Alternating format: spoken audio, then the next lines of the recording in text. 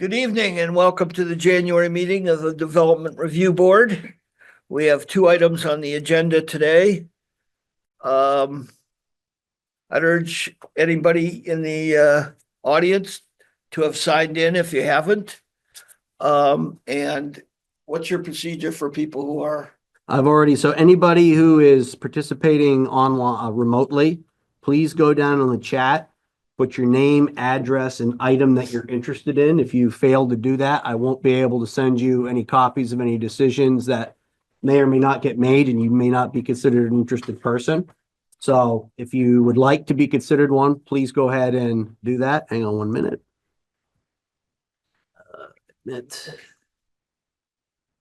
Tyler, can I interrupt for 1 sec? Hang on 1 second. Martha Nye is trying to get in and she can't. Yeah, I just got them. Oh, she just got They're you. all in. He just got you. Yep, they're all in. All right, thank you. Bye-bye. Yeah, I just want to make sure I get the agenda pulled up. Okay to go ahead? I believe so. So just for those of you who just joined online, if you'd be so kind, please go down in the chat, put your name, address, and item that you're interested in, so that way I could keep track of that for the minutes. Also, if you want to be considered an interested person, I need that information so I could send you copies of any decisions the board may make. If you don't do that, I won't be able to send it to you. Okay, also, for anybody both remotely and here, if you wish to be what's called an interested party, which gives you status to appeal any decision we may or may not make, you need to enter some evidence, speak up, whether it's written or oral. And that would allow you to possibly be qualified as an interested party by the courts. So we have two matters on the agenda. The first one is pre-sub 2025-01, David Sunshine and Carol Jordan, 1582 Jericho Road.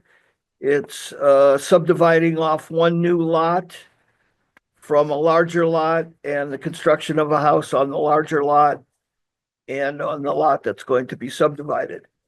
I am the applicant, so I obviously have a conflict and I'm going to recuse myself. Is there anybody else on the board that feels that they have a conflict and need to recuse themselves? No. No. Okay, I will let Matt take over. Right. We'll let you get over there first before I swear. Yeah, let me hobble over there. Don't trip over the my massive cords here. Yeah, it seems like there's more congested back there than it usually is for some reason. Yeah. It's winter. There's 5 of us. Winter. Yeah, there's 5 of us. That's the reason. The last time I thought 5 of us were here. Okay. In person? First We- time. It's been a while since you've all been in person. Yeah. That's what I mean.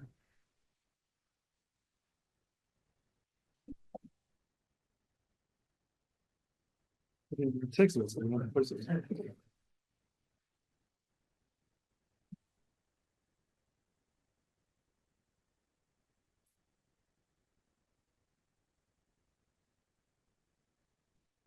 David, I'm gonna swear you in. Do you promise? And Scott Baker also. Okay. So do you both promise to tell the truth, the whole truth, and nothing but the truth? I do. Yes, I do. All right. So who's gonna be? I'll start off and Scott will join in. Right.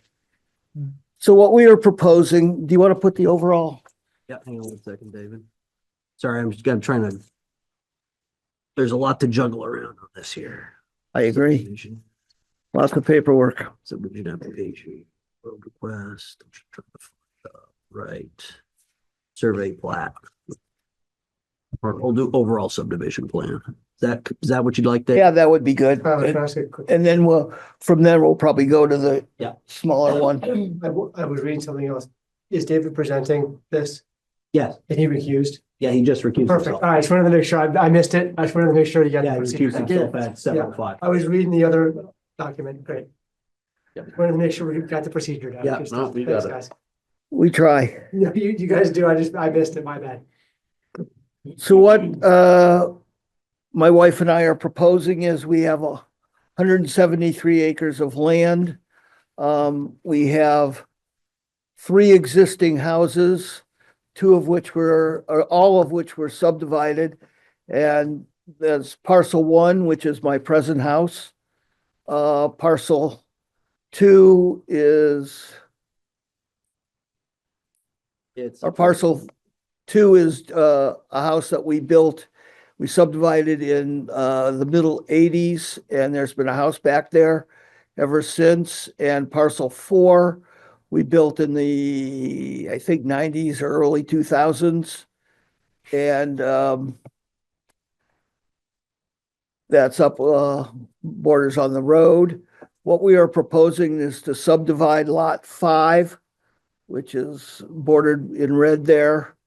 And we want to build a house on the remaining parcel, which we're calling parcel three. And that new house will be sort of right there. Point again. right there, Pardon? David. Okay, there. I mean, sorry, Roger. Sorry, I got it. So in doing it, we discovered to our amazement that we had wetlands. And you can see the class wetlands because we wanted to put the driveway, obviously, not loop it way around like we now have to do, but we wanted to go through the wetlands, which we can't do.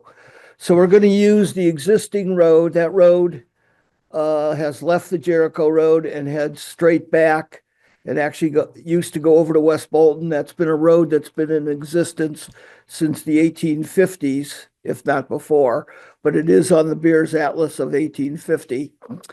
And we're going to utilize that road. It goes back to parcel two where my neighbor lives.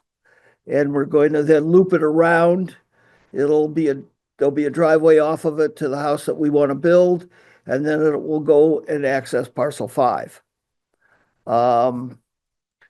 We need a waiver from the board because we don't want to expand the width of the road going through the wetlands.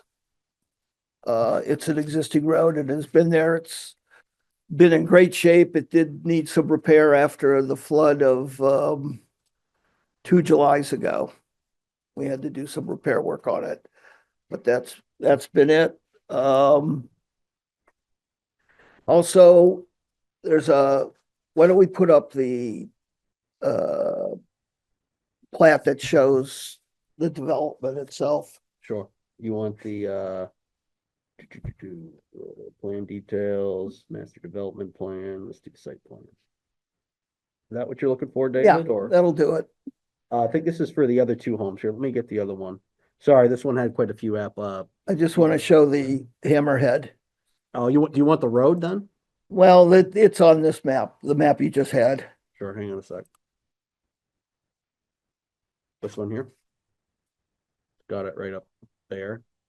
Yeah, so Yeah, which item is that? what we're proposing is a hammerhead, One which is, second. David, that is site drawing. Scott, what would be the best? It's 1A, I believe. Yeah, Yes, let's see. Yeah, not the overall S1, but the S2 or S3 would show it. Okay, let's do S3 here.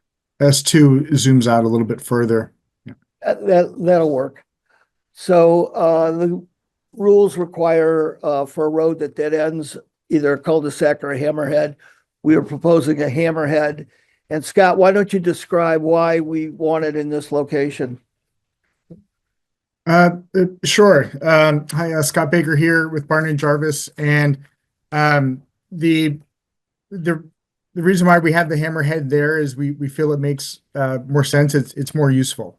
It can serve more homes. It's closer to the proposed homes. There's a pretty natural spot for it to occur there, and it's a more useful spot. We looked at this with Tyler at the meeting in person a few weeks ago, and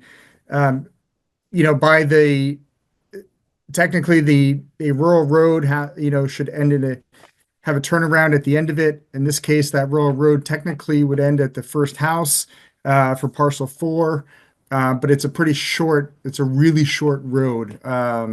So only about a couple hundred feet long. So having a big hammerhead T or cul-de-sac only a couple 100 feet in from Jericho Road, didn't seem to make much sense.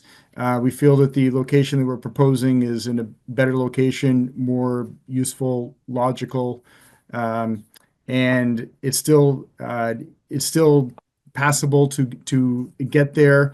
The existing crossing through the wetland averages 14.0 feet wide, but it's not hazardous. It's gently curved, fairly flat, no obstructions, so it's easy to get through. No steep banks on either side, so it just made a lot of sense to us to have that hammerhead in a more useful location deeper into the property. Thank you. And as you can see, we've set this up and designed it so we're going to avoid the wetlands completely, and that, of course, is preferable. And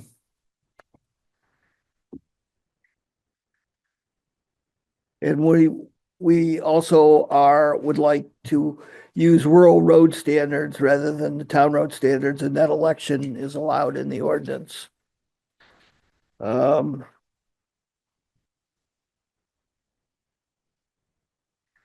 Can't think of anything else. There has been some public comment, and I'd like to respond to that. One was questioning the people that we gave notice to. We took it off our notice off the town tax maps, which is the usual method, and it turns out that one of the landowners is incorrect.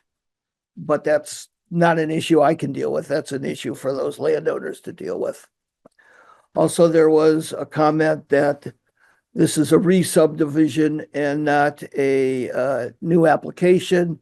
But the only difference there is I think we have laid this out either way. And the only difference would be whether there were, from my prior subdivisions, any lingering conditions that would affect this subdivision. And I looked at what I had and didn't see anything that would affect them. Those subdivisions, I think that, we feel that this use of the land is very good. It fits within what the town is trying to do, which is in an area like I live, which is the upper part of Jericho Road. It's fairly spread out houses, but we're grouping the houses together, so we're not really creating too many large parcels that are spread out from each other. And because of the discovery of the wetlands, there isn't much more that I can ever do in the land that you're seeing. Off to the right is our forest land, and 100 acres of that forest land is set aside with the State of Vermont Land Trust and can never be built on anyways. Scott, is there anything that you would like to add?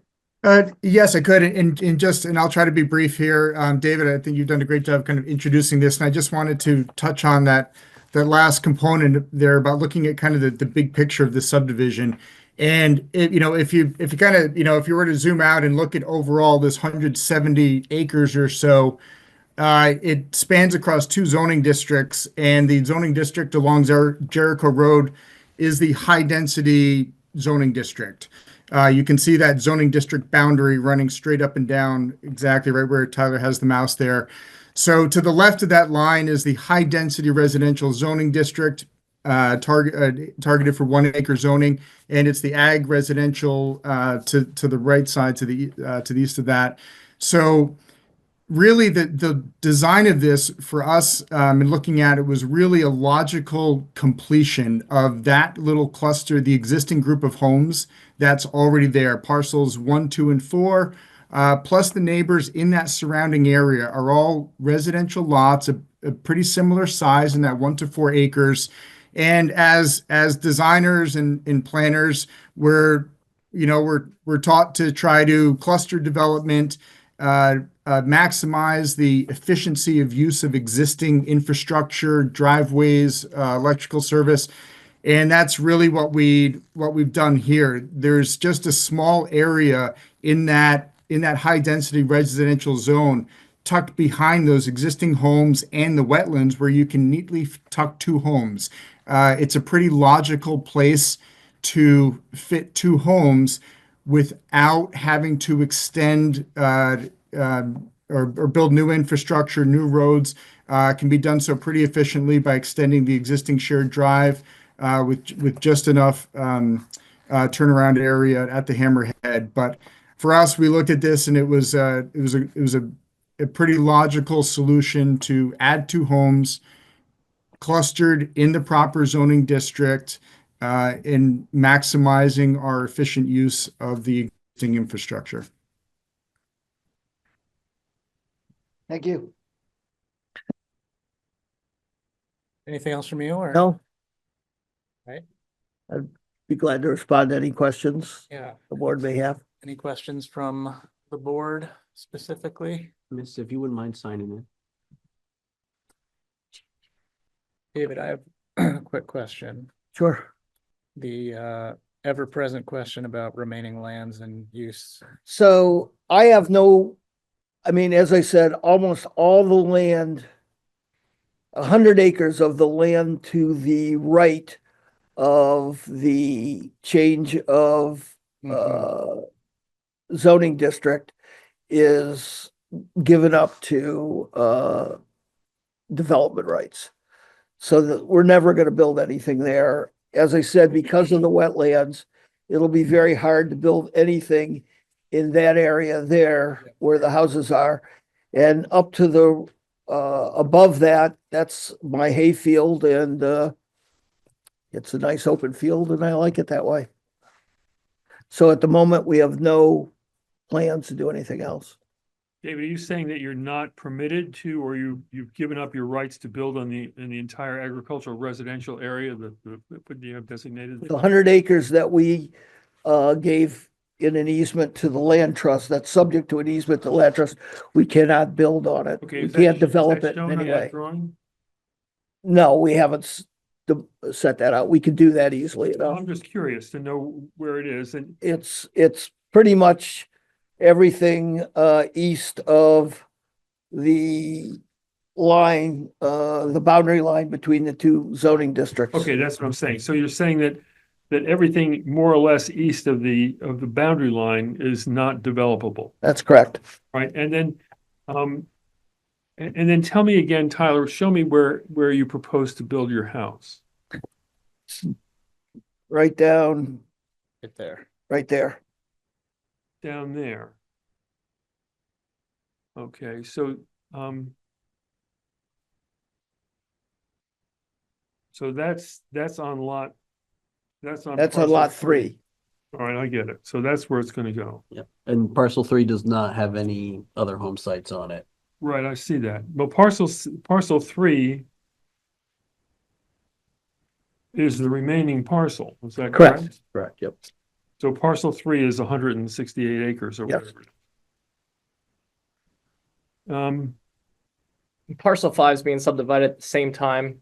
Home is going to be built at the same time approximately, or at Yes. some point. Well, I don't know when they're gonna build, but we did, I also wanted to say we received today a wastewater permit from the state for both the construction of the house proposed on lot 3 and for the construction of the house on lot 5. and the driveway will all be on lot 3.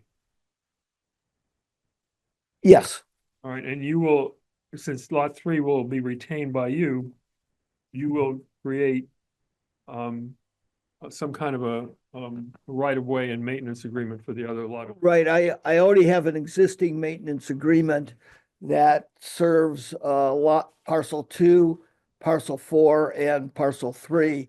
And I'll expand that for the final hearing. Okay. And So we'll have a look include at it parcel before the 5. final hearing.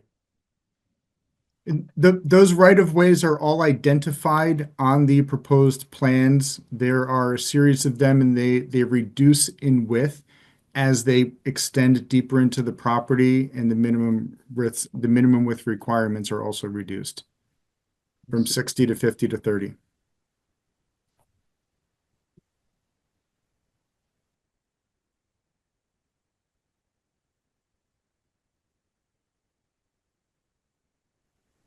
Anything else from the board? Tyler, can you tell us the difference between the rural road specifications and the public works specification? Yeah, I'll give you the Reader's Digest version of So it. please. Essentially what it is it's the rural road standards, or you want to essentially think of them as basically beefed up driveway standards, right? Yeah, So the road itself doesn't have to be paved. The grades, the grade is 10%. and the width, The widths are a little bit smaller, so it's a little bit not as large as a regular road, but but bigger than a driveway, all right, so essentially. a regular road is 60 feet. Yes, off the And top of my and head, this yeah. one apparently is 50 feet, is that correct? Yeah, and there is a 60-foot right of way there, but this is talking about like the traveled Right, width I of get the it, actual but there, road. so there is a 60-foot right of way. That's correct. So, Up until where the wetlands So you're gonna have starts. a single lane, like 12 foot wide? Is that what you're, yeah, okay. and when we subdivided the other parcels, the regs were 50 feet. That's Here, let me see if I can. why it was created the way it Right of was. way regs, right? The Pardon? right of way, Yeah, not the actual. Roger, road, this yeah. is the rural road plan here. I got pulled up. So essentially what the reason why David is in really kind of what you got, the reason that he's requesting a waiver is technically, so the road standard basically stops after this driveway. So technically the hammerhead should be down here Right. before the wetland. Now, that which is roughly, I think Scott was noted, it was roughly around 275 feet. Yes. So what they're proposing is to extend it further to serve more homes, which would, and put it out, again, outside of the wetland past here. The problem is technically the rural road ends here. So now if they wanted to make a larger rural road, in theory that they could, but the problem is that without you granting the waiver, they would then be required to make the road standard go all the way out to where the hammerhead is, if they wanted to keep the hammerhead there, or relocate the hammerhead here and continue beyond it to the driveway So standard the to need minimize for that the, need for impact. the rural road and the hammerhead are connected. Yeah, to get a waiver, the waiver process for the rural road and public works standards is a two-step process, one of which involves your approval. Once you guys approve it, David has to go to the select board to get that approved by the select board. And then once that's approved, the waiver can more or less move forward at that point. And the rough plan that I've had with them at this point was to have you guys look at it, make your determination one way or the other whether you want to grant the waiver. If you do grant the waiver, then we could send it to the select board, have them approve it prior to him coming in for final application. So that way we know that that issue is more or less settled.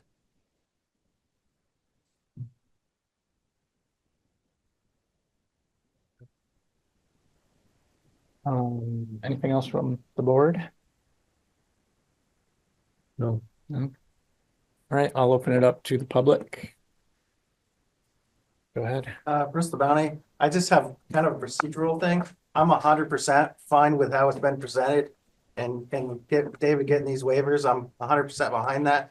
My question would be is if you waive the rural road standards and somebody decides to do more subdivisions, does that get relooked at in the future? It does, okay. Yeah.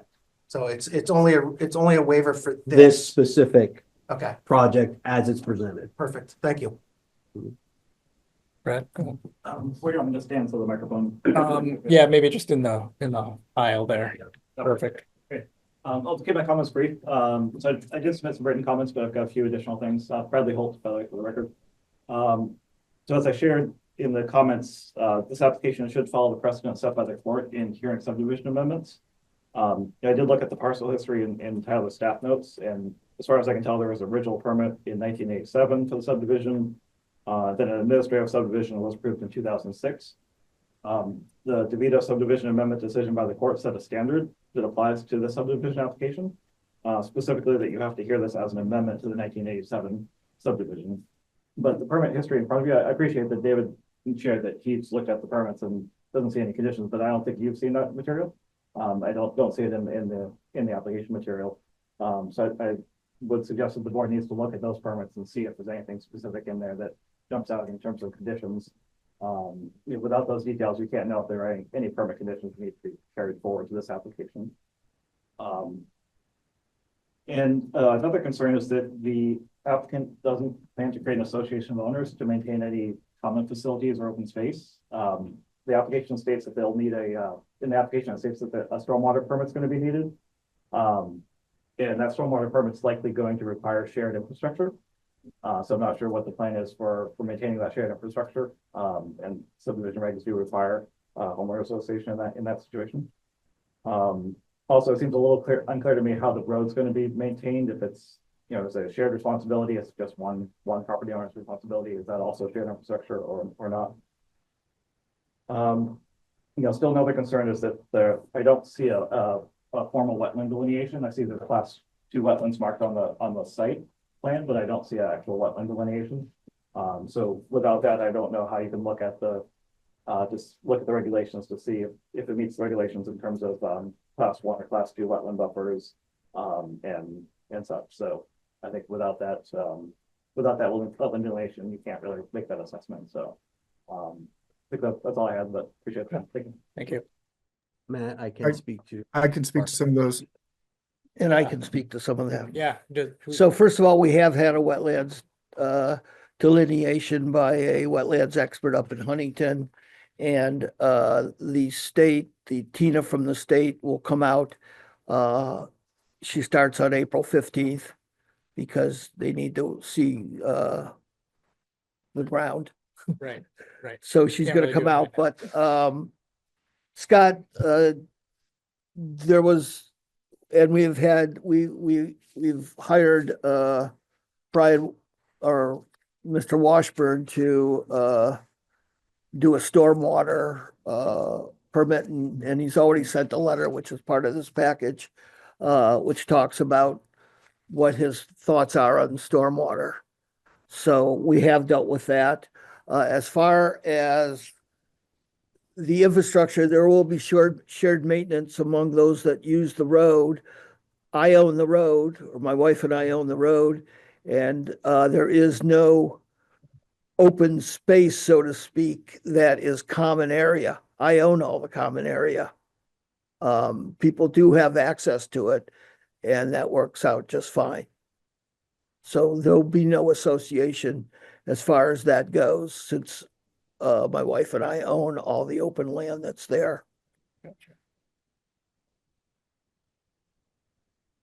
And if I could just add in there for the maintenance responsibilities, the use of shared infrastructure for shared drives and shared stormwater infrastructure, electrical easements, those types of services are extremely common.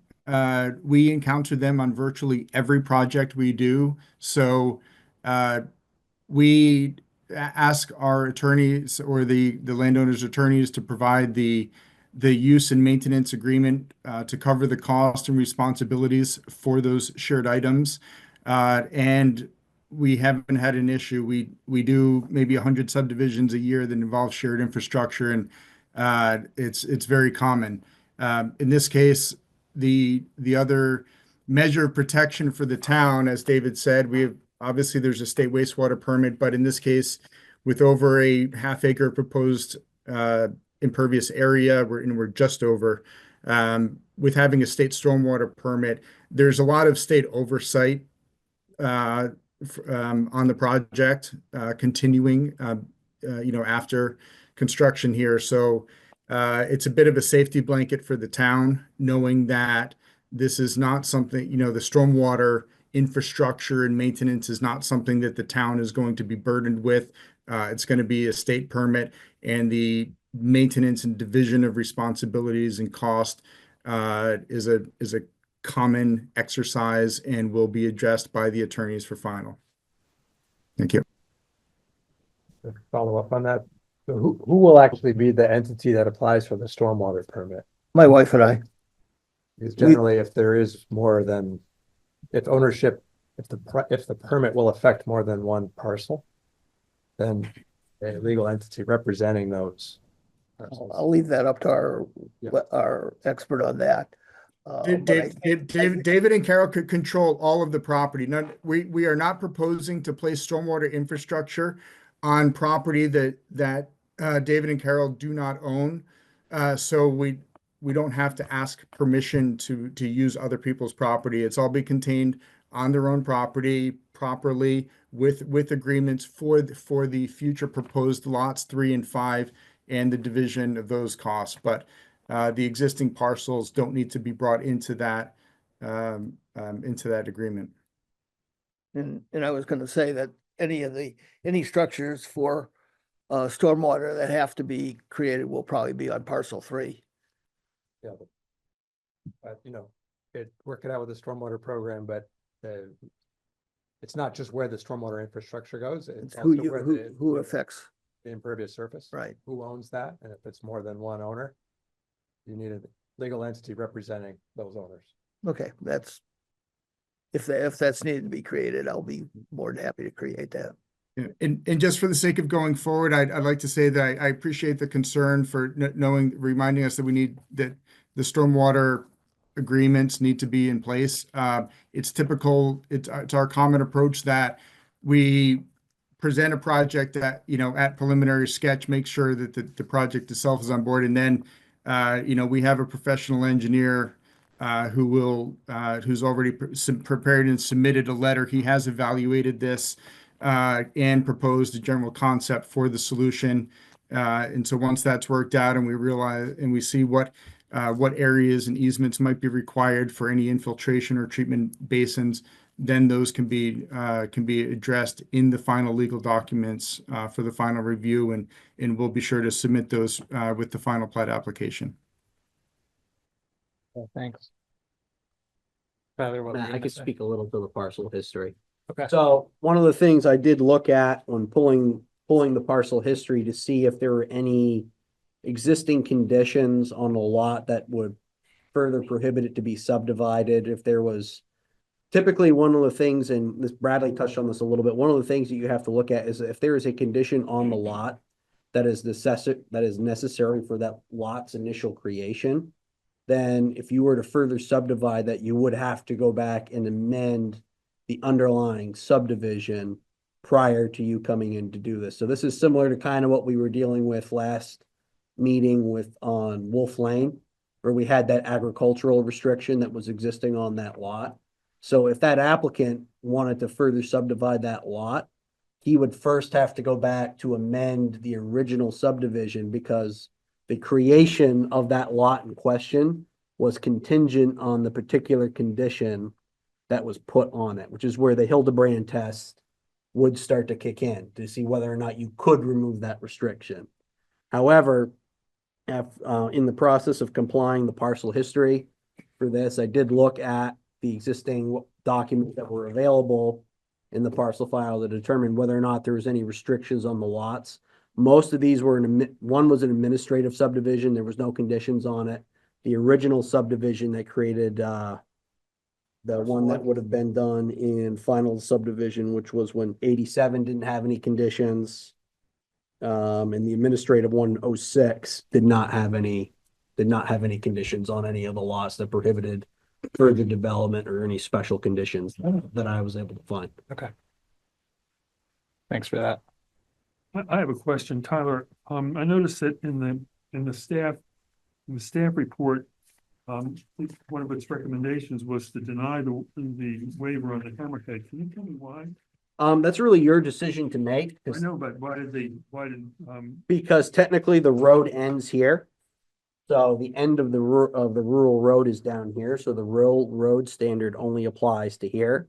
So if you wanted to extend it further, right, you would either have to grant the waiver, which would allow him to use the driveway standard up to where the hammerhead is, or if you opted not to do that, then he would be required to build through the wetlands, assuming he could do it.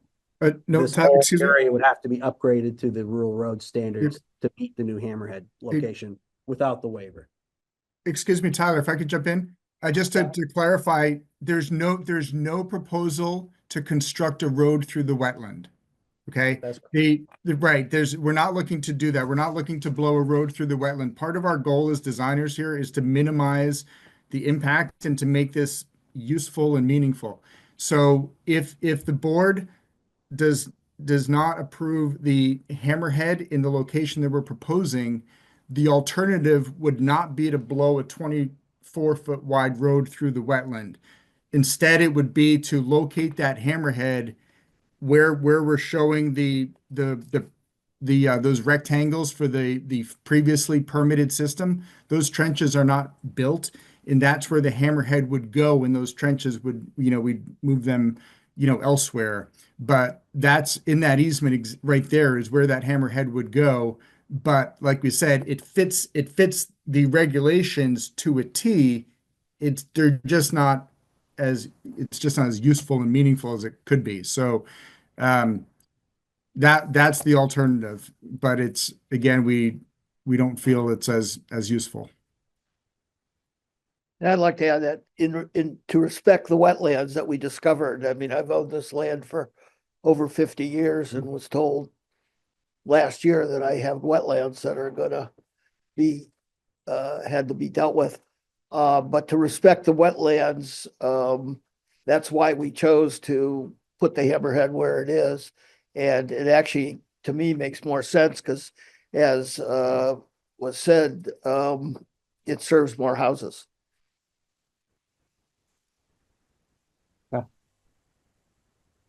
Any other comments from the public? Yes, go ahead. Hi, Chelsea Brooks. I just have some questions. First, before I start with anything about what was just said, Scott, the hash marks, the system for lot 1 that you referenced, is that the replacement system, Scott? Is that why you said there are no trenches there? Correct. We have an existing system that, Chelsea, not to interrupt you. He might not be able to hear you because the mic's right here. Yes, I could hear. Yes, and I can answer the question. The solid, so it is a design for, it's a permitted design for a system where the solid lines are the primary and the dashed lines are the replacement, but it's not constructed. So we could amend that permit. We could submit a revised site plan that moved those trenches to a different location to make room for the hammerhead turnaround. That's the distinction there, but it's primary and replacement, but for a permitted system. Okay, so the current septic for lot 1 is within the envelope of lot 1. yes, Okay. The second question of what you just spoke of, the wetland delineation, when, just out of curiosity, when was that done? last spring. Okay. Thank you. So the other pieces that I just had questions for or wanted to bring up as information is, first question is, so lot 1 is on the 2005 wastewater stuff as a lot. It says it's like 1 acre, but in the town, like tax stuff, and if you look on maps to show the parcels, it's not separated off. Like if you look up 1582 Jericho Road, it's listed as like 173 acre parcel. And in our town tax records, like the 2023 reappraisal that was just done, that's listed as a singular parcel that is included with all of that whole remaining land. Correct. We got a subdivision permit years ago, but that house on lot 1 and lot 1 itself is still under the ownership of my wife and I, and we have chosen not to sell it off as yet. Okay, so I guess the reason I bring that up is simply because, for clarity, because the current application is to do a singular subdivision off of the remaining parcel, but really, if you were to proceed with what this is, it would really be subdividing off 2 lots. Wrong, that was subdivided years ago. Yeah. There's a separate plat already recorded in the land records, and I subdivided that with whatever board was in existence back when I subdivided. I don't think it was a DRB. I think it was the zoning board of adjustment in those days. Yes, and if I could add to that, our surveyor has researched this property extensively, very extensively. and he has made his determination on all of the boundaries and the lots, and he stands by that. He's ready to stamp this plat and have it recorded on Mylar. So we do stand by the lots that are shown on the survey plat as the proper legal lots. Absolutely. Yeah, thank you. And so just to be clear, a clarifying question on what you just said about the survey, when that is stamped and submitted to the town, will that parcel then be its own parcel subject to? Not until it's under the common ownership of my wife and I, as is all of parcel 3. It's no different than someone subdividing off 8 lots and choosing to sell 4 of them and holding on to 4 of them. They're subdivided, but not sold out, not under different ownership. The town of Richmond, if you have multiple lots, if they're the same ownership, they're on your same tax. There's no separate taxes. As you're owned and they're conjoined, that stays all on one tax bill. That's how the town of Richmond Okay, does thank their you. taxes. Yeah, thank you. That answers that. Now, I'm sorry to be monopolizing the floor, but I have a few more things to ask or bring up. It was mentioned that the rural road has to end before the wetland, or that's the goal, that it end before the wetland. And with the statement of obviously having less impact to the wetland, you mentioned Tina Heath coming out in the spring to do the state's sort of final verification of the delineation you had done. Now, has there been any communication to the state of Vermont regarding wetland permitting? Because I understand you say the current plan as is to not touch anything in the wetland, but also as this is built, there are things in the wetland and the wetland buffer zones. And I'm not an expert, but I would imagine if you're expanding on those things in any way, shape, or form, or creating the operational stormwater infrastructure that is likely going to run along this shared road, driveway, whatever we're going to call it for now, that you would need wetland permitting and wetland after the fact permitting. Has that been? We've been in contact with Tina Heath. She's aware of what we're doing and has said she'll come out and check it out in the spring. We've delineated the wetlands and are obviously avoiding the wetlands with all of our infrastructure. Okay. All right. Sorry. When we spoke about stormwater permitting and what Patrick had brought up about that piece, will the responsibility of the operational stormwater permit, if the state allows you to be the sole applicant to that permit, I don't know if they will or not, but if they do, Yes. Will that carry with the deed to parcel 3 that whomever is the owner of that parcel and home remains the responsible individual? Since I'm the owner of parcel 3 and we're building a new house on parcel 3, that will remain with the ownership of parcel 3. The stormwater permits run with the land, I believe, not the owner after they move away. Well, they run with the land in that they're there and they're subject to enforcement on the land. But if somebody moves away and the next person doesn't know about it and doesn't submit a new stormwater application or do updates or things like that, it's not just automatically tied to the next person to buy the house. I don't believe. Right, but it's very common. Anytime there's a stormwater permit, it's expected that people might sell the property after, like the person who gets the permit is not going to live in that house forever and ever and ever. They're going to sell the house at some point. The new people are going to move in and they're going to have to comply with whatever permits. My house is under Act 250. Okay, when I moved in, I was notified of that and I have to comply with the Act 250 permit. Okay. Same thing. Anybody in Vermont who moves into a property that has property bound by permits needs to abide by those permits, stormwater or other. If you're worried about stormwater enforcement, I'd recommend calling the stormwater department and looking into their enforcement procedures. But It's very common for properties to have permits associated with them, and those properties, the permits run with the land, and the future owners abide by them. It's very common. Okay, like I said, I'm not the expert. I have a different understanding of it, but that's just a piece of information that I think is pertinent to the board in the review of this preliminary application. The area past this proposed rural road sort of exemption or modification is then classified as a shared driveway.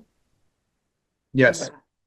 The rural road stops at the first driveway for parcel 4. So the proposed rural road is only about 275 feet long and terminates at the end of driveway 4. After parcel 4, the access would only serve 3 homes. Therefore, it is not a road. By definition, it is a shared drive.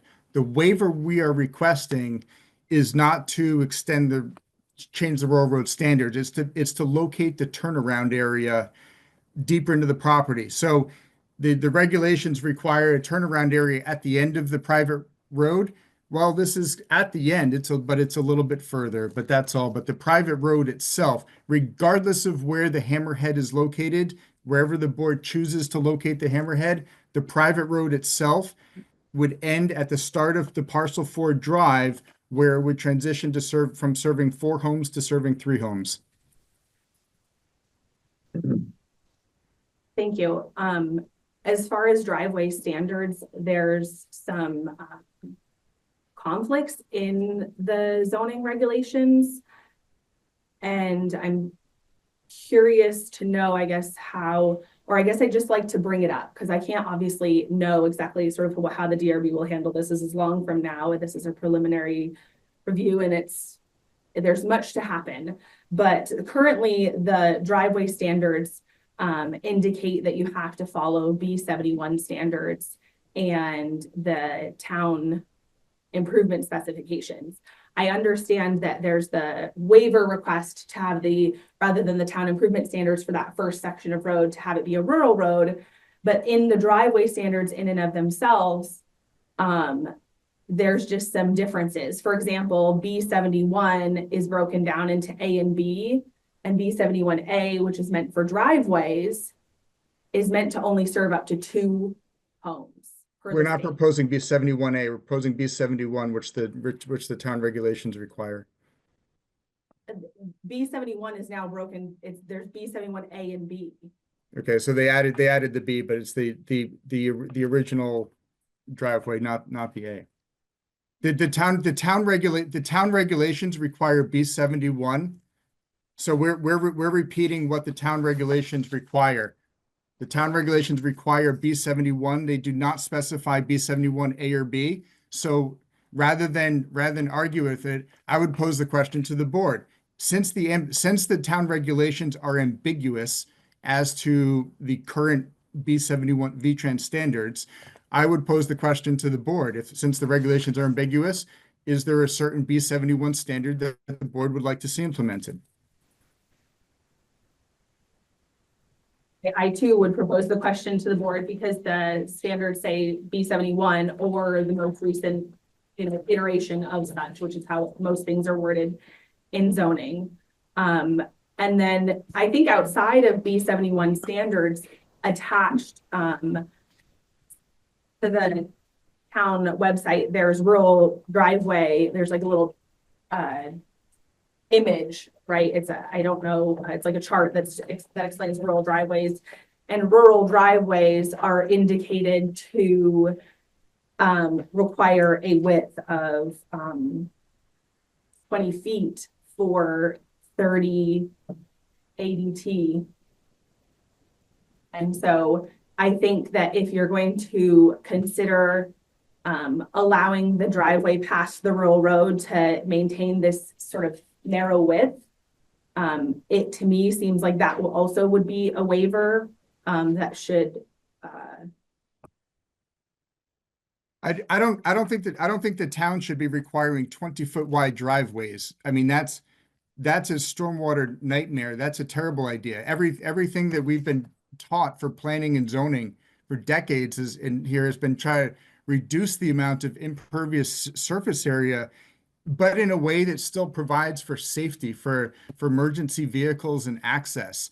The idea of requiring 20-foot wide road and driveways throughout town is not where we want to be going as a state. I mean, look at the flood damage and erosion that we have.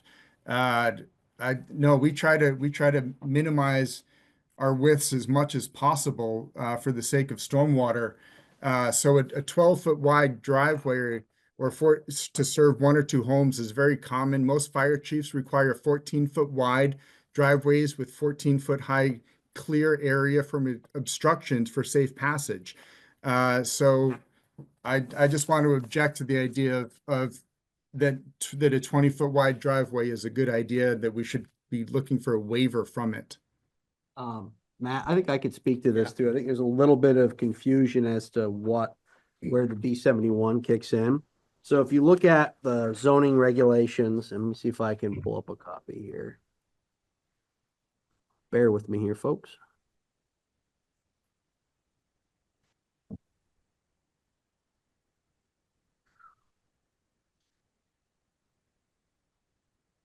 Almost there.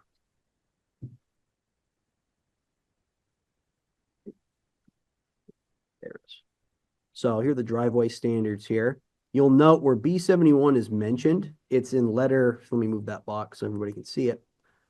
E, and that pertains explicitly to the intersections of the driveway to the public or private road shall conform to the standards in the public work specifications. The driveway shall meet the driveway agency of transportation's B71 standards for construction. So really what you're dealing with there is B71 really kind of kicks in more at the beginning of it where it intersects with the public, where it intersects with the public road. If you go back up to 6.2.1, which notes the specific standards, basically you're allowed one driveway per lot. The minimum residential width is 12 feet. So as long as it serves 3 or fewer homes, the minimum width it needs to be is just 12 feet. You can go further, right? You can go all the way up to 36 feet if you choose, but you're only required to be 12. And that is for the duration of the driveway. Regardless whether it's a 200-foot driveway or a 2-mile long driveway. Let me see. There's a few other ones. B71's there. It does note that the grade can't exceed 12%. So which is again, a little less than the rural road will let you do up to 12%. It does require a 12% professional ENS at that point. But that's not an issue. But that's not an issue in this particular case.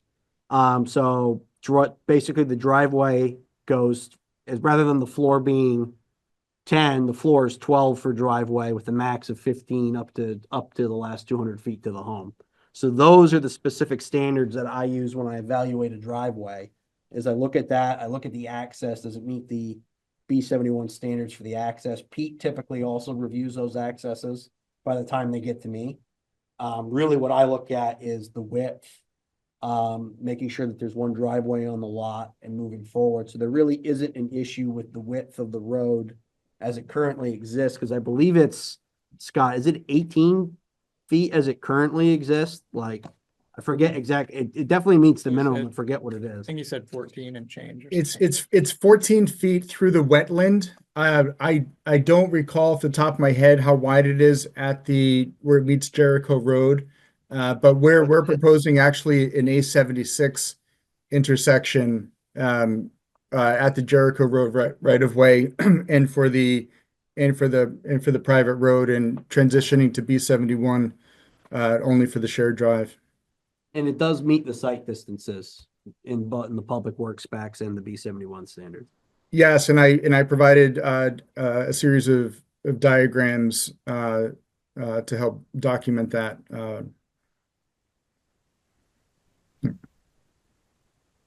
Any other questions? Sorry, yeah. So I don't want to misconstrue the bringing up the driveway width to say that I think that it should be 20 feet. It's just, that's what I found on this chart, and proposing the question of should that be a waiver or not? Like what's the standard that the town is holding in general? And the other reason I bring it up is simply because with the town's overall sort of stance of increased housing, which this will increase, that's great. Having the driveway as narrow as it will be, I just want it to be sort of thought of that it will, I believe, limit those 3 homes off of it from adding an ADU, because the driveway standards are for 30 ADT as written. And if you have an ADU on each of those homes, that increases the average daily trips. And then the driveway has to now meet commercial requirements, which is 20 feet wide. Again, We're not something just- proposing any And ADUs. ADUs are exempt from kind of being counted for that, for terms of like whether the road standard kicks in. Okay, so they're exempt from average daily. They don't increase the average daily trips. I wouldn't count it towards like, let's say if you had 3 homes, right? And then one of those homes built an ADU, that wouldn't all of a sudden change it to the road standard. It would only kick in if somebody subdivided another lot or built a principal dwelling on there. If it's an ADU, those don't count towards it's assumed that by rights, if you build an ADU, you can have the single family home. It would maybe get a little trickier with a duplex because that's not an ADU, but I'd have to deal with that if it came up. Okay. Thank you for that clarification again, just sort of looking to the future. And so, sorry again for all the questions to the board and David, but I came with several. My next question, David, you probably are the person who can answer this, is in regards to your conserved land that you were talking about. I found on the town's website, there's a Sunshine Jordan Legacy Forest. And that has a right of way for public recreation on this this conservation grant. Again, I don't know a whole lot about it. I just found what I found. Our land has been open to the public, but if you read that easement in depth, you will notice that it's open to the public, but there is no parking. Yeah. And that was approved by the state. Okay. And we have, since we've given an easement, we have had public trails. The trails have been used by a great number of Richmond and other residents, as well as some bike trails. Yeah. Is that to clarify, because the way that it's all kind of by this page, I couldn't tell what it said. Is the right of way for access to that conservation grant this road? Yes. Okay. So I just wanted to mention it for the DRB because I didn't see it mentioned in the application that right of way sort of will continue to exist here. And I didn't know how that would or would not affect anything regarding pedestrian access to the I'm sure 14 feet of width will accommodate pedestrian access. It has for the last 10 years. Just a couple more things, bear with me. Emergency vehicles, I just had a quick question. Has the fire department and Richmond Rescue been contacted about the plans? Go ahead. Not as yet. That's not required until final. I was just curious if they had been, because it was mentioned in the cover letter that the rescue vehicles could just back down to Jericho Road. And that felt a little intense to me to back down to Jericho Road, especially like if it's winter or bad weather. So I just was curious about that. And then I believe the last thing is in reference to site distances. There's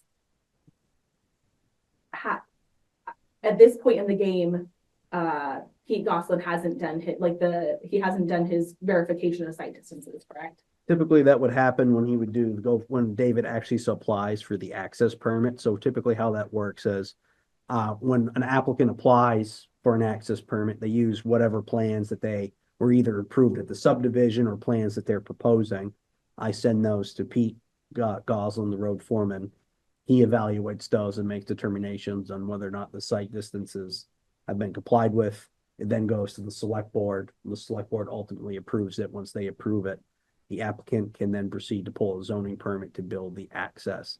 So at this point, there isn't really anything for Pete to approve because technically this hasn't been approved yet. Applied for the. Yeah, and once final happens, that's typically now you have a real thing. Because in theory, the board could require David to move this driveway if they chose for whatever reason. And if that's, so there's no point in him evaluating something that could turn around and be changed essentially. So that's why it doesn't happen until, typically doesn't happen until after it's been approved.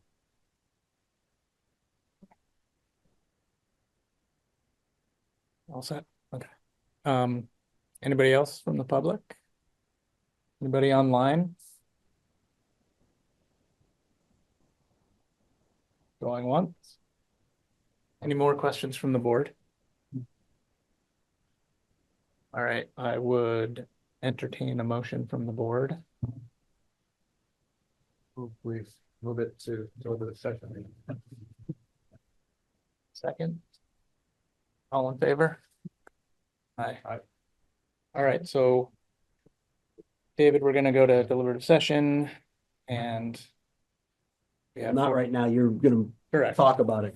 We have 45 days to get you your decision, Thank you. as you know. Good. Thank you. Thanks, Scott. Thanks, Scott. Thank you. Good night.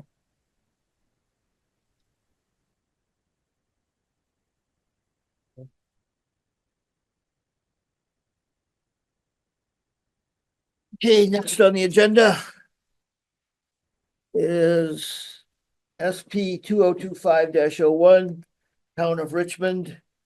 They're seeking site plan review to amend the site plan for outdoor recreation facility, Browns Court. They want to improve the site and add storage shed, a court and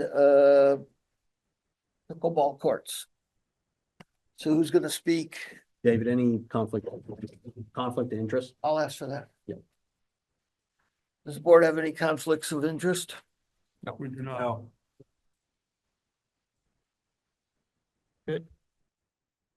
Who's speaking for the town? I don't mind speaking, unless anyone else wants to step up.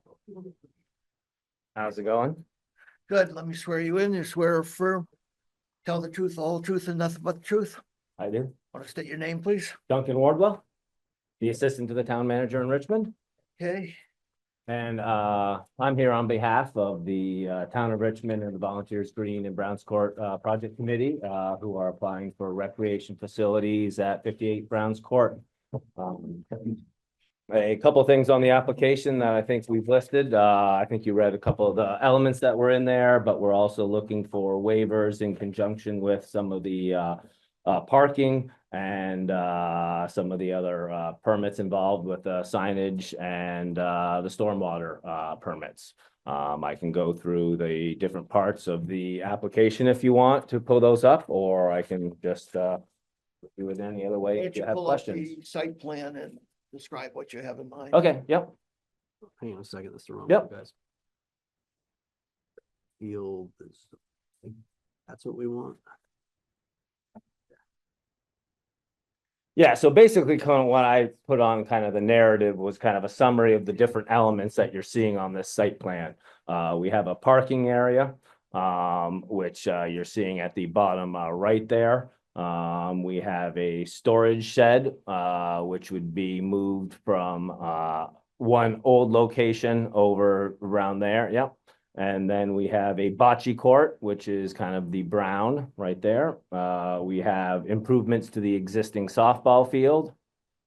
And the pickleball court, which is the blue structure there that has already been approved with a contract from the select board, from a contract as we went out to RFP for that before this process. And we also have, you know, other kind of elements like within the parking area, the pickleball court, the bocce court. We have some tree shading. You can kind of see there some arborvitae cedar trees listed in different sections. And I think I pretty much got the basics of all the different improvements that are on there. Let me just double check that. What Yeah. improvements are you making to the ball field? Yeah, so specifics approved developments, we're basically changing kind of the distance from home plate to right field lines at 180 feet. I'm just once again kind of reading off of here. We've got 4 8-inch benches, 2 each on the first and third base sides. We got 10-yard side yard setbacks, and we're relocating the storage shed to the third base line pretty much. So that storage shed you're seeing on the kind of third base line on the left side, that is being relocated from which is more on the first base side right now. And is that white line, is there gonna be a fence between the courts and the end of the outfield? The white line, I think it's a The contour line. Contour line. yeah, so right now, yeah, the plan is not to put trees on that edge of the Be a courts. fence or anything There will be a fence, yes. between the ball court and. Yes, yes. Yeah, there's fence all around the That'll courts. have to be put on your, Okay, I think, I'm sorry, what? I think there's a fence around the court. Right. There's not a fence between the court and the ball field, and there's not an outfield fence. Oh, for the okay. court. Yeah. Yeah, there's just the court is fenced in. So you're Yeah, not the gonna court be- is fenced in, but there's no cedar so trees the on that outfield will side. sort of just blend into the, There's no fence on the outfield of the Okay. softball field as is currently in Brown's Court.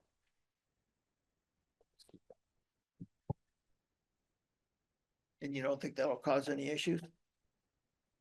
Personally, I do not, but that was, once again, I am mostly the liaison on some of the other plans and all the different discussions that have gone in there. If other people would like to comment on if they discussed that or not, I'm not necessarily privy to that, but I do know that's a fairly significant distance there. I do know there were discussions on that in the past, but I think the fence was more obtrusive than beneficial. I'm gonna comment on it. Sure. I think, Duncan, that is a 180-foot outfield foul line, the green space.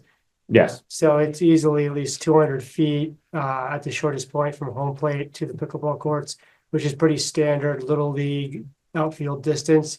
Very few little leaguers actually hit it over the fence at 200 feet, and even fewer softball players. So I think that those the pickleball courts will be pretty far enough away from the baseball field. I just remember years ago playing softball there with people like Chuck Farr. Oh, well, an adult game. Chuck could hit the ball out there. An adult game might get a ball off the wall of the pickleball court, but. Off the fence of the pick, yes, I would like, that would be a good challenge. We could have a good home run derby for who I could think- get it over the fence of the pickleball court, because you'd have to get it a little, about, good distance up there, The so current yes. use of that field is usually by 12 years old and younger for the most part. I know the seniors also play some games there, but I don't think that Chuck Farr is playing for the seniors and hitting them into the pickleball court. But there is potential that occasionally someone could reach the pickleball court with a ball, but I think it'd be a rare occasion. A few bounces, maybe.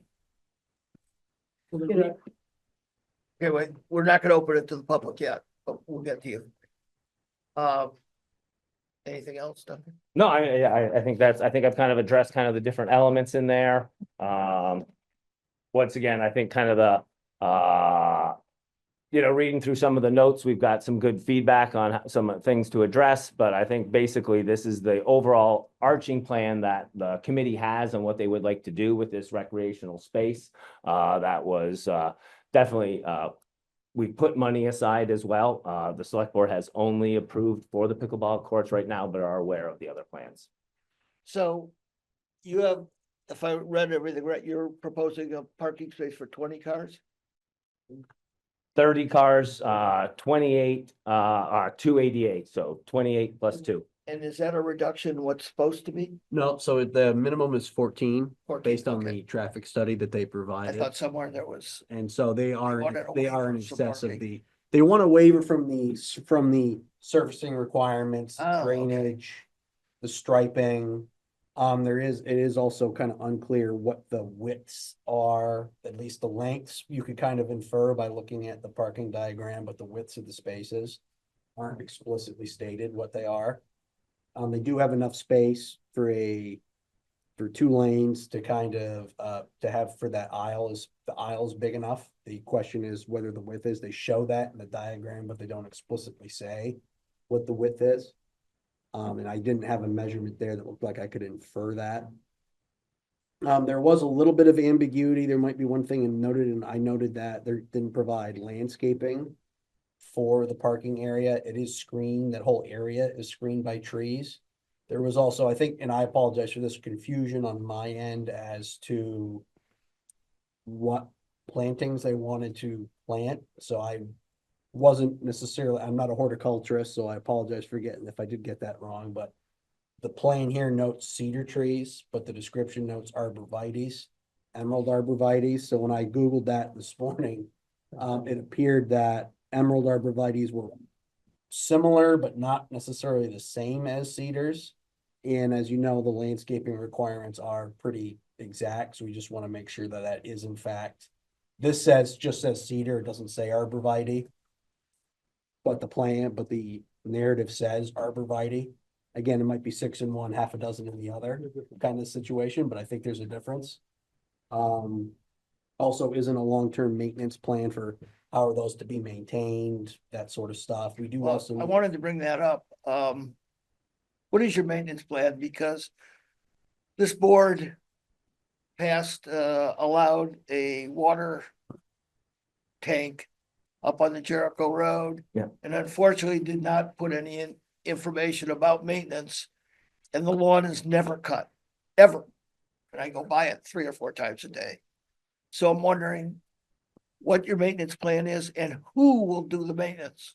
So for the trees specifically, we do have kind of listed in the plan that the first 3 months, they need to be watered twice per week as they're first installed, and But then. who's gonna do all this? Yeah, No, as a member of this board, yes, I want the town to tell us who's gonna do this. Not only who's gonna maintain the lawn, the grass and all of that, but who's gonna fix the pickleball court when a net breaks or something else. I think that is a very good question. I think, yes, I think right now we do have a good relationship with Mow and Maintain, who helps us maintain the basic grounds. That could be something we could add into an RFP in the future, I would think. I don't think our highway department could currently take that on. Just That knowing seems how to be things the have problem. gone. Septic with the water tank is. Right. No one wants to. Right, but it's a good Own up to it. identifiable thing that we've had, in this town a lot. Same thing with Volunteers Green. How long has that been the case of, how do we manage that? We kind of manage it as best we can with So a series of now you're bringing volunteers. an application before us. And I think we need to state and the town needs to take ownership of who's gonna maintain this. Okay, yeah. I have a couple questions too. Is there gonna be a gate for the parking lot? I do not believe there will be a gate for the I parking think lot. there should be a gate. I own a Like a property. whole fence, like around the parking lot area, or for the entry. For into the entry, I think there should Gotcha, be a gotcha. gate Yep, that's yep. either automatic and locked at a certain time, At Brown's Court. or the police department or somebody in the town takes care of it, because I have a property in a different town, and there's a public area, and nobody locks or closes the gate. Right, right. And Kids you congregate. don't know, there's all sorts of stuff that happens. It should be It's the been a least of nightmare our for me. worries. Yeah. Serious nightmare. So I think there really should be a gate there. Yeah. Yeah. Yes. You want me to wait? No, Regarding the gates, David, you might want to have her swear in if she's going to give testimony. okay, are you gonna go through? Okay. whole committee. Swear or affirm. Do you want to tell do the whole truth, committee at the truth, same time? Because we all specialize in different areas. Okay, let's, Everybody everybody stand up, who's gonna yes. give testimony, I'll step. let me swear you in. Do you swear or affirm? Just in case we all. Tell the truth, the whole truth and nothing but the truth? Yes. Yes. Thank you. Sorry, David, just wanted to get. No, that's, So as I you can didn't imagine, realize that. all the women that just stood up and Josh are, not Josh, but we're all members of the Three Parks Committee. that has spent the last year and a half beautifying the 3 town parks that we own. Browns Court was really the only place that we could do anything. But I just wanted to specify the gate. It's crushed stone parking lot. We went before, I just want to give you some of the background, just so you understand where we're coming from. We went to the parking committee. We had a smaller parking lot. The parking lot committee recommended that we do a larger parking lot with 2 ADAs. We did. But we don't want to put there is going to be a fence around it, but it's like, and I don't know what they're called, stanchions? I don't know what they're called. They're wooden posts Oh, bollards. with plastic fencing around it. And we did it on purpose that way, so it could be used in the winter by the highway department if they still decide to put their snow in that area. And the second thing we wanted to do was to make sure that emergency vehicles could access in and out if there was an accident on the ball field or whatever. And then also, we learned from our research for the last year and a half how many times Camel's Hump and Richmond Elementary School use this piece of property for parking. Some nights it'll be totally full, even the ball field, with cars that are going to events at the school. So it's a run over on conference night, open house night, chorus concerts, plays. So, and we didn't realize that until we got into our research doing the project. So that's why we chose not to do something permanent around the parking lot.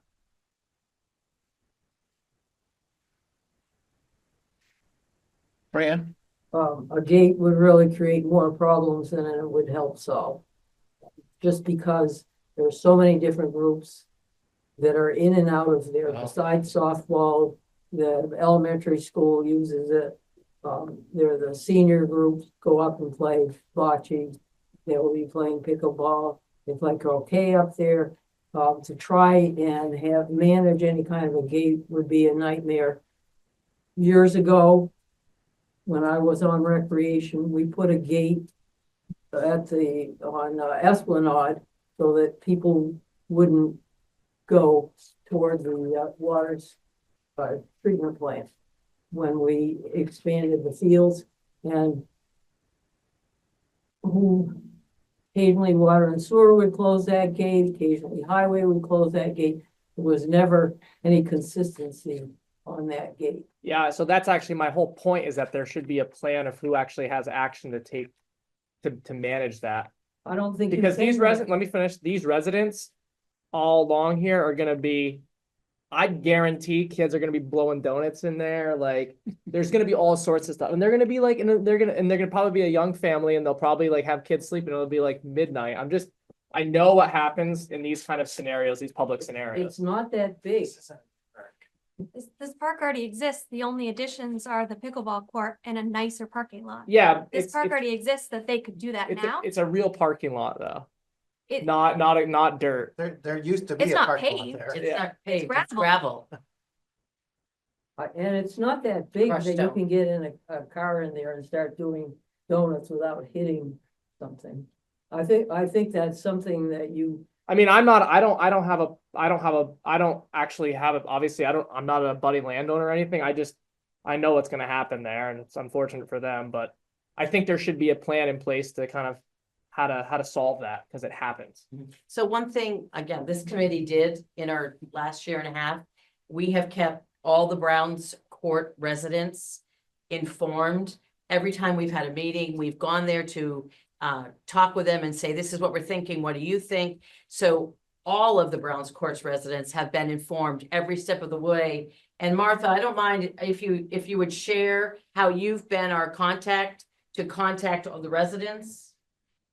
Yes, I think, and I hope there are residents here that might speak up and share their points of view. I have so many different perspectives on this park. Our house is right here at 29 Browns Court. I'm involved with the senior center. I've watched all the action on that field over the years that we've lived here. It's a wonderful spot, and I think this is just improving it. I don't think it's going to necessarily add to any more of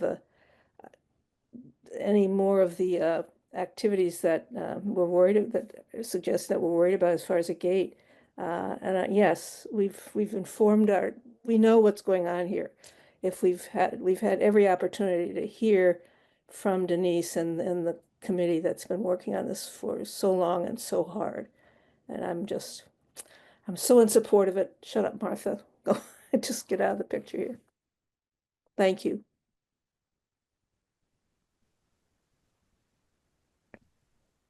Tyler, this is a site plan review. That's a one hearing? That is correct. So basically what you're doing at here, the use is approved already. It was approved as a outdoor recreation facility back in, I want to say, if my parcel history here would be number 2. So that was approved back in 20. Josh actually applied for a permit went through and did some site plan review way back in 2020. Again, so the use itself is allowed, expanding. Really what they're doing is expanding that use by adding the new amenities in there and upgrading the parking facility. So that really is all really what you're looking at. You're not looking at whether or not outdoor recreation should occur here. We are looking at, is what they're proposing, does it meet the town standards? You know, the things that, and I focused a lot more on that on my staff notes, particularly the noise levels here, the waiver, to me, the big items were the noise from the pickleball courts, whether or not you guys feel there's sufficient evidence been prevented to make sure that we're going to comply with the 4.9. The waiver request for the parking area and all the various waivers from the surfacing to the stormwater. There is an issue with the proposed driveway as it's currently noted. It's under the size for what is required for a commercial driveway. This is considered a commercial driveway, even though it's for a town property because it's not a residential driveway. Is it grandfathered? It's not, because you're changing what's there. So you have to widen it to make sure it meets those standards. There isn't a waiver from that. That's a hard requirement. The landscaping, again, I think we've touched on that a little bit, is that there needs to be some clarification on exactly what's going to go on there, because what triggers a major amendment to a site plan is if you read 5.5.3B, it's any change to landscaping. So you say you're going to plant 84 trees, you plant 86 trees. Now you got to come back and waive it. You want to change arborvitae for some other type of bush, you got to come back and do that. I'm not arguing to the logic of that, but it's very clear in the site plan standards that is what the town requires for site plan review. We also need to verify what the minimum construction costs are and what the minimum landscaping costs are, because we are obligated to require a certain amount of the construction cost and landscaping. That's denoted, and there's no waiver from that. That's noted in 5.5.3B VII, and it notes that projects under construction costs of $250,000 need an additional 3% of the cost in landscaping. They'll probably hit that given the $100 a pop at trees, but it's also not clear exactly is that all the landscaping requirements, or just know it's $100 per tree. I don't know if there's other stuff that's baked into that or not, because we don't really have a landscaping plan for it. Has the committee dealt with it? So the only reason I've played pickleball, but I know that in South Burlington, the noise of the pickleball court So I'd like to certainly address made the Yes. news. So Have I'd you like to dealt with address that? that. So the trees, initially, we were going to do cedars on the property lines with the setback. And then Tess and I, late summer, went to meet with Mr. Gonzalez, who owns the new pickleball courts in Shelburne at the Queenie Club. And he has 4 courts. And when we got there, his engineers that he hired for the town of Shelburne, he said that they have found through research that arborvitaes around the court buffer the sound better than putting them on the property line. So that's why late summer, this committee changed from the cedars that were going to go on the property line and put them directly around the pickleball court itself. And one thing, when Tess and I did a road trip we went to probably 4 different pickleball courts that day. And the Simonensky is what you're referring to. That was the park you're referring to. They had lights like it was a stadium. It was crazy. And you could play pickleball 24 hours a day there. There was no set opening and closing hours. We are going to do signage. Signage will say, no, we're not going to have lights.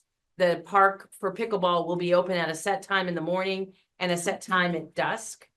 There will be no use of any generators for pickleball playing for lights. So this is some of the things that we've learned through their research, and they will be noted on some of the signage that is on the plan. And who will enforce all that? Good question.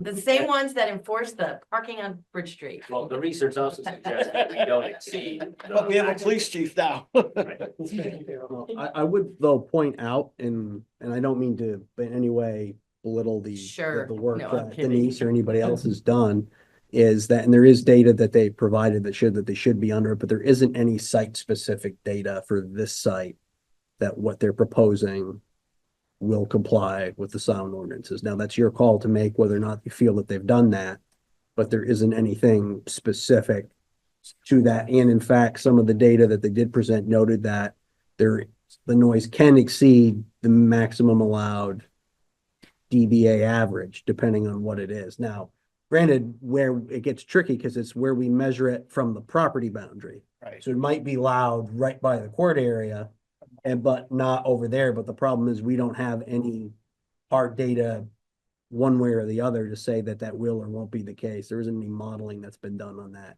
Whether or not that's sufficient to you guys, that's your call to make. In all due respect to Mr. Tyler. The other thing that we have done as a committee to be proactive with the sound, not only are we doing all the arborvitaes around the court, the fence that is 6 feet high, help me somebody, 6 feet. The fence is 6 feet high. We have purchased and bid out a fence and have been approved for the fence so that if down the road after one season, it's too loud or if there's neighbor complaints, we can put a sound bearing. Yeah, Dan did that down at the market. Right, and they have it at Twin Oaks where we went and looked at it and they said it was fantastic. So that's something that could be added if there is a sound issue. But I think an open and close. And who would do that? Josh. Well, that would, yeah, be a town project. I hate to be. No, I hear you. I think, David, it would honestly probably come before the select board with concerned residents about the sound. Then the select board would authorize the money and the project to make that happen. And we would hire a contractor to put the sound barrier. So the select board's willing to stay involved in this. I think so, especially if they're hearing complaints from residents about noise coming from the town park. They've shown in their history to be very responsive to residents with complaints and concerns. Okay, Fran? First, I want to speak to the arborvitae. I've been talking to a number of companies about which type and all, and the emerald green arborvitae is probably the best type. They are slow growing. They really don't require, other than the initial watering, they don't really require maintenance. You know, they will grow maybe 15 feet high. The only maintenance would be if they die, and then the town would need to. Do they shed needles or anything? No, they're basically a cedar, kind of a cedar tree. So it's not needles. Right. And as far as handling some of these other issues, like if there's too much noise or the parking, it just brings up the problem that we don't have a functional recreation committee, which would be responsible for setting the rules for pickleball and other uses of the park, and being the committee that would be responsible for getting maintenance done. That's something that this board and our committee cannot do. It's the town, and the town residents need to become involved and form a viable recreation committee like we had many years ago. And may I just address one other item regarding the landscaping costs that you said we had to do a certain percentage? And I know we hadn't come before you yet, but there's already been a lot of work done. There were many, many trees up there, and Fran can talk to this way better than I. But there's been many trees that we had gone around to all the abutting neighbors because the tree was half on the park and half on their property. And we asked, if we pay for this, do you mind if we trim this tree properly? And we, the town of Richmond, hired Acer Tree Company, which I can't recommend enough. And they went up and did the entire park. It looked like a brand new park after they were done. They got rid of all the dead limbs. They cleaned up stuff. They met with some of the landowners if they had issues, and the landowners were thrilled to get their trees properly and professionally done. So my question is, does all the thousands of dollars that we spent on that go towards the landscaping costs? Basically, so typically what we would see is if you wanted to put that in the project, I think you could, but the issue is we would need to see that invoiced out. Oh, we got it. So you could do that. Again, I'm pretty lax with terms of what I can, if I can reasonably, their hours would count too. It's not just the number of landscaping. It's here's the materials, here's the cost of man hours to go out and do the work. I think the bigger issue with I don't want to speak for the board on that, would be, to David's point, who is going to maintain it long-term? Typically, as an example, like Northfield Savings Bank and the Creamery and the mobile station all submitted plans that they were going to have, whoever was going to do the landscaping, as here's how we're going to maintain it. This is the plan. Here's the contract, that sort of stuff. So that's typically something that you would see. Okay.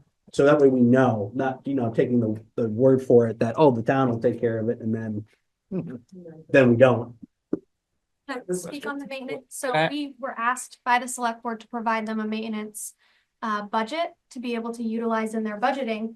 And that was done when this project was approved. And so each of these projects has a maintenance cost the town is aware of. The select board has been provided that, and they would then contract with those individuals should these projects go underway to continue to maintain them, including the tree maintenance, which we've been working with Caitlin Littlefield to ensure that these continue to be checked. And if things are needing this work that we had done, that it ultimately starts with her, and then they would contract with the town. She's to our get that tree done. warden, our Yeah, town the tree tree warden. So we did propose that to the select board and provide it to them. Not at the risk of belaboring the tree thing. The trees around the pickleball court. If the reason that they're there is to reduce the sound, but they're slow growing, are those going to be planted at a size that will be effective immediatally versus, planting a 2-foot tall tree that in 30 years will be good? Looking at 4 to 5 feet tall. If you, I don't think that we can afford anything taller. Yeah, no, I just wanted to make sure it wasn't like, oh, we'll plant 4-footers and someday they'll be big and. No, I mean, but Yeah, it's okay. not like these cedar trees are like this is a wild example, weeping willow trees, that one day they're here. Right. And the next day you wish you would cut them down. Right. Yeah, no, it's that, I just wanted to make sure that it would be sort of immediately effective. Just chime in. I appreciate the level of input and thought that's gone into the landscaping plan, and I think it's a lot stronger than we see on most of the projects that come before us. Just noting the time, we do have some other issues to talk through, right? There's a waiver requested for The parking, the Parking and paving the- requirement, and I think the larger issue of for you drainage. guys would be the stormwater. That's Yeah, gonna and be, I don't mean to cut 800 off pound gorilla conversation, in the and room. if it's your preference to continue, or David's. No, I'm good with that now. Okay, That was my only question, really. Yes. So Betsy Hardy, I have a question about the parking. As it is now, when in the spring, when the ball games are happening, the parents drive into the field, and I guess often that parking lot fills up quickly, and then they just keep on driving back, sort of straight back. And then when there's a spot available, they turn right and are like head into like my property, like whatever. And there'll be a whole line of cars parked along that road. Like down here. I've never had a problem with that, but it looks All like the way up. they won't be able to do that anymore. The parking will be much more structured, which will actually make it safer for those people that are playing ball. Cars won't be able to drive onto the field. There's 30 spaces, which should be enough for softball games. One thing though to note is that, I would be then if with those cars though, if they can't all be captured there rather than driving into the field, would they back up and eventually come out onto Brown's Court? Instead of going the other way, people would just park on the paving area, kind of heading back down this way for overflow, if they don't have enough space to actually park up in there. They can't continue to drive. And our into it. committee has talked about possibly getting a signage for big events and saying overflow parking available at Richmond Elementary for those baseball games, those doubleheaders. And there were a couple times when residents contacted me and said, you should see the cars up here tonight. So. Question about Is that your experience? Thanks. Yeah. I've never counted how many there are, so I don't know if it exceeds 30. It might. I don't know. Yes. Anyway, saying that there's backup at Richmond Elementary seems like a good idea. I'm Betsy's neighbor on the opposite drive, Burnett Court, which is connected to this field by a land bridge. And we have overflow parking on our road often from the school. And, like when Cochran's has their sale up there, when they have big nights, there's lots of parking that ends up there because we have Dr. Parker's parking lot on Burnett Court as well. And so I think that there's lots of overflow options. And if that becomes an issue, we could look into signage or other concerns. But I like the fact that the parking lot would be there because it would delineate parking rather than just park willy-nilly all over the field. Which I think deteriorates the beauty of our field there and the usage of it, the mud and whatnot. Let's discuss stormwater. Can I ask one real quick Oh, question? sure. With the fence, whatever the retainage is around the parking lot, can an ambulance get past it? Yes, Okay. that's why we're doing it like not temporary, but not permanent. Okay. Oh, that's right, you said. Yeah. Now I remember. So Tyler, what's our issue with stormwater? So the applicants requested a waiver, from the drainage requirements that are noted in section 6.1.6.6C. Extra 6 is a typo, but I still wanted to make sure I cite it properly. And see drainage, it says all parking areas and associated roadway shall be designed and constructed with detention bases such as, but not limited to, overland grass or stone-lined swales, detention basins, settling ponds, in order to assure that the post-development peak flow stormwater volumes from such parking areas and roadways do not exceed the pre-development quantities based on the 25-year, 24-hour storm event. So the applicants did request a waiver from this requirement. Do we have the ability to waive that? You do have the ability to waive that. The thing to point out though is aside from the cost, there was no real justification given in the application materials for why the waiver needed to be granted. So this property has been basically outdoor recreation for many years. Does it have 20? Does it have a wet problem, especially in light of the storms we've had in the last couple of years? No. Can I comment? Sure. It's surrounded by 2 ravines. There's a ravine between on the, I guess is that north, on the north side, between the field and Burnett Court, which is where I live, and then there's another ravine, but not really a ravine to Brown's Court, but there's a lot of It surrounds it. around, yeah. By the So, back. we've never had any water issues. Oh, really? Knock on a lot of wood, yeah. You never know. But this is, changing it from grass to fully It's not grass. really all grass. And it Yeah. was a gravel parking lot. Yes, it just hasn't been. maintained. We're on the right side there. Right there, Yeah. where it is. That's a huge one. Maintained for- Kara? Having grown up in this community all my life, Carol Bounty, that was gravel parking lot when I was a kid. We haven't maintained it, so the grass has grown over the gravel, but when they take off the grass, if they, grade a little bit, they're gonna find the gravel parking lot. That's exactly where it was right here. The backstops there used to be another field that was right when you I came thought to there the used parking lot. They get a backstop right there and they had the whole parking. It was all gravel. So once underneath that grass is gravel. So what this this site plan really does is clear Puts off it the back. grass and put it back to the gravel that's right underneath it. And we have photos and we can show you that, which John Lynn has them, or no. Chris Haggerty or John Lynn, one of them. John's on, he might have them. Yeah, I just had to go on with what I have in the application Right, sorry. materials, which was not.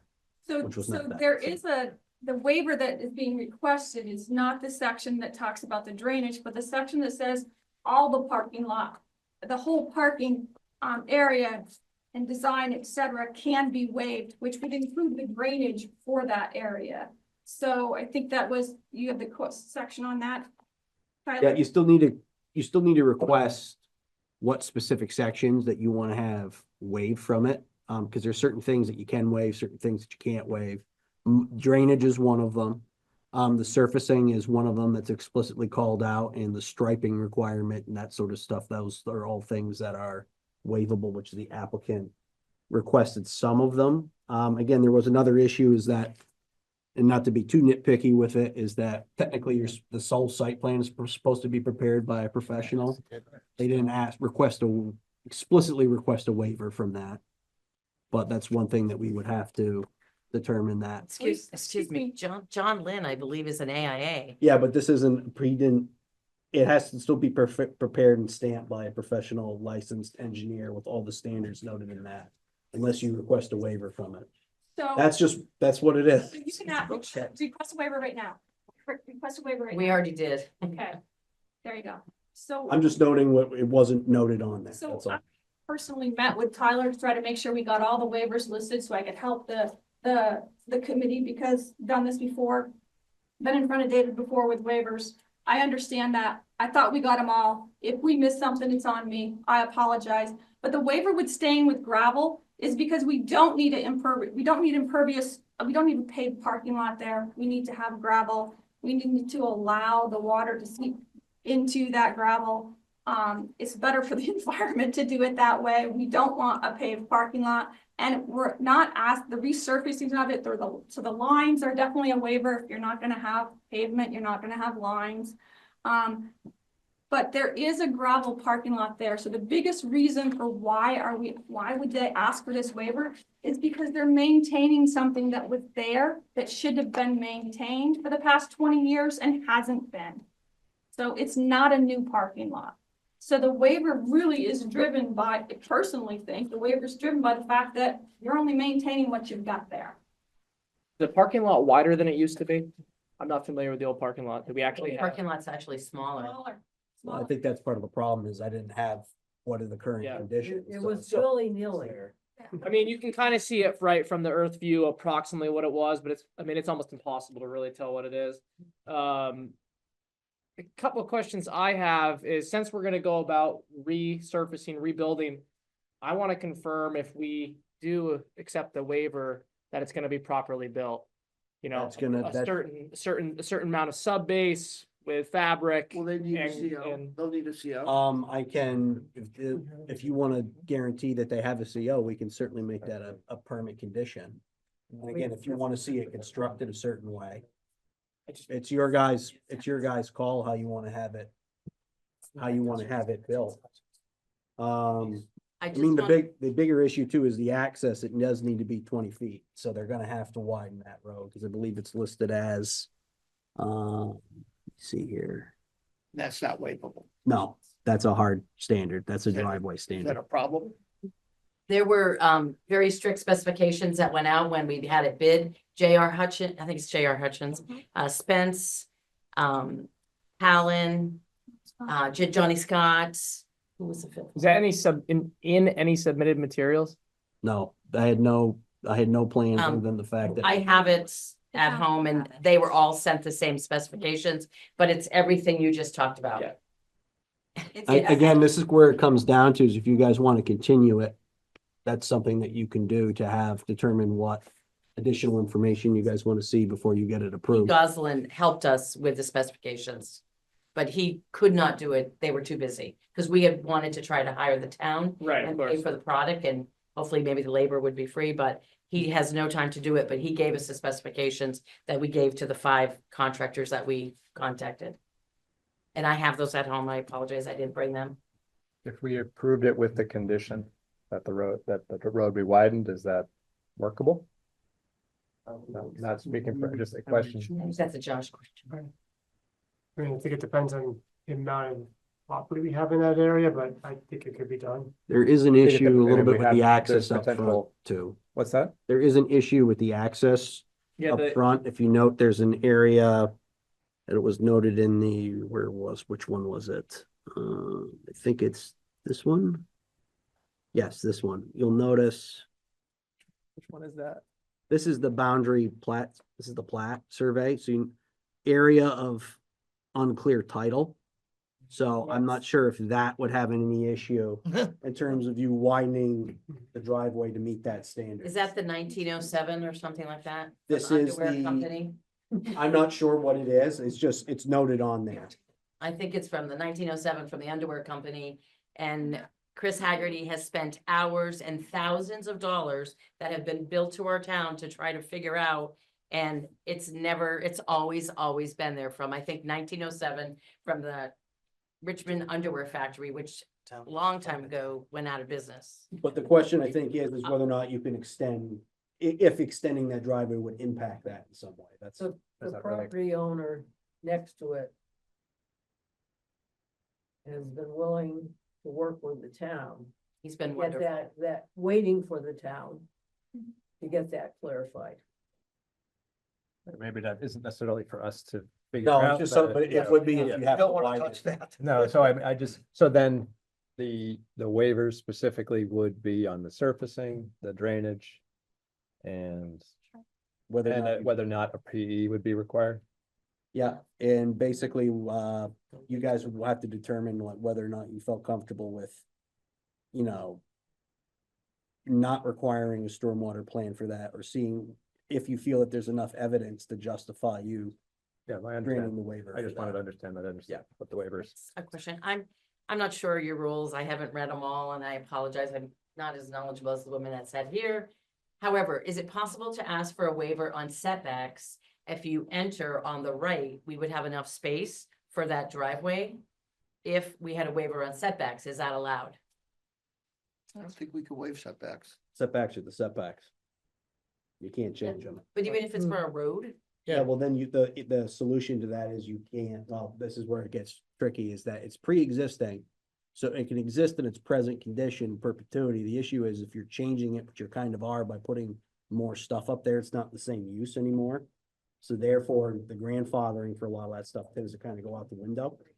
What is Forget this? the little- Are we talking about just the driveway portion? Well, this is just in general. This is why it could be like, well, this access is here. We don't need to change it. So while you're changing what's going on there. But- But driveways, For the driveways, the area is located in the HDR. So, driveways can go through setbacks. yes, they can, yeah. So Driveways. And we're not changing. So it's a that. driveway. it's kind of a moot point. Yeah, Well, Thank you.